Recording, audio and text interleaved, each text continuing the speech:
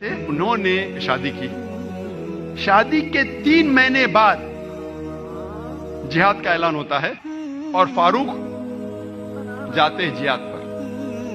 جہاد کے جانے سے پہلے وہ اپنی اہلیہ، اپنی بیوی صالحہ کو 30,000 دینار دیتے ہیں.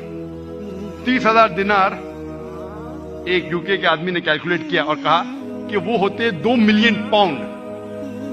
2 ملین پاؤنڈ کو میں تبدیل کروں گا روپیے میں، ہو جاتا ہے 15 کروڑ روپیے.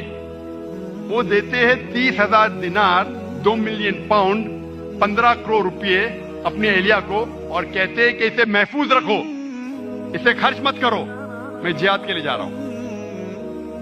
اور پھر وہ جہاد کے لیے جاتے ہیں اور کہتے ہیں کہ انشاءاللہ میں 3 مہینے میں واپس لوٹوں گا. ان کے جانے کے چند مہینے بعد ان کی اہلیہ صالحہ کو ایک بیٹا پیدا ہوتا ہے. 1 سال گزرنے کے بعد ان کے شوہر واپس نہیں آتے. 2 سال گزرنے کے بعد واپس نہیں آتے. 2.5 سال بعد ایک شخص آ کے کہتا ہے صالحہ سے کہ میں نے تمہارے شوہر فاروق کو دیکھا کہ وہ گر گئے اور وہ گھائل ہو گئے. پھر چند سال گزرتے ہیں، پھر بھی فاروق واپس نہیں آتے. تو اس کی اہلیہ سمجھتی ہے کہ میرے شوہر کا انتقال ہو گیا.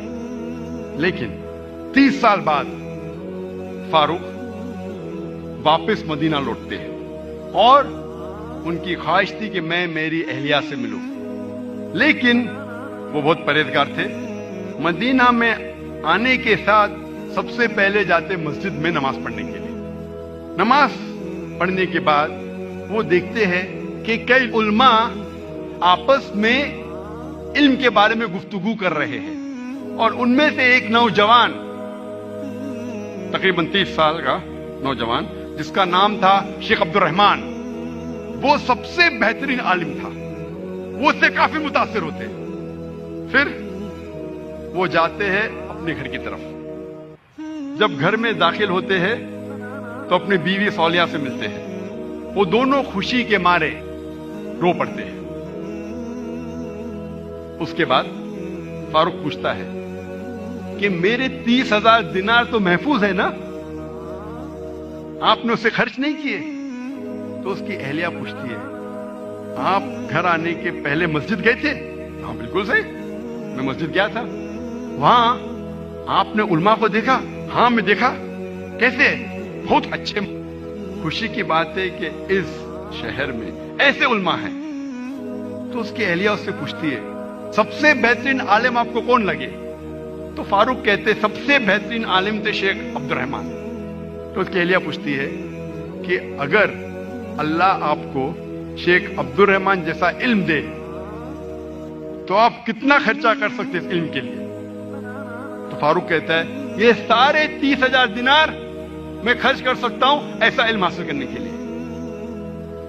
پھر اس کی بیوی پوچھتی ہے کہ اگر آپ کا بیٹا ہو، اسے ایسا عالم بنانے کے لیے آپ کتنا خرچ کریں گے؟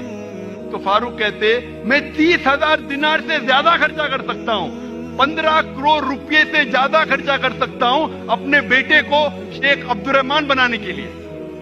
تو اس کی اہلیہ کہتی ہے آپ کے جانے کے بعد مجھے ایک بیٹا پیدا ہوا، اور یہ شیخ عبد الرحمان آپ کا بیٹا ہے، اور آپ کے 30,000 دینار میں نے خرچ کیے اس کو عالم بنانے کے لیے.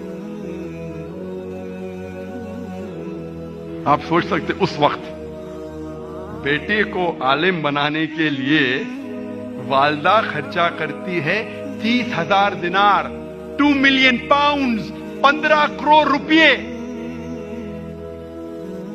آج کون سا مسلمان اپنے بیٹے کو عالم بنانے کے لیے 15 کروڑ روپیہ خرچہ کرنے کو تیار ہے؟ ہاں ڈاکٹر بنانے کے لیے نو پرابلم، ڈونیشن دیں گے، رشوت دیں گے، 10 لاکھ، 15 لاکھ، 20 لاکھ، 50 لاکھ، 1 کروڑ. ڈاکٹر امریکہ بھیجنے کے لیے میرا بیٹا امریکہ میں پڑھ رہا ہے، 2 کروڑ خرچہ کریں گے، 3 کروڑ خرچہ کریں گے. کیوں؟ بیٹا امریکہ میں پڑھ رہا ہے. اسٹیٹس. میں یہ جاننا چاہتا ہوں کہ کتنے مسلمان اپنے بیٹے کو عالم بنانے کے لیے 15 کروڑ خرچہ کریں گے. تو یہ مثال ہے والدہ کی کس طریقے سے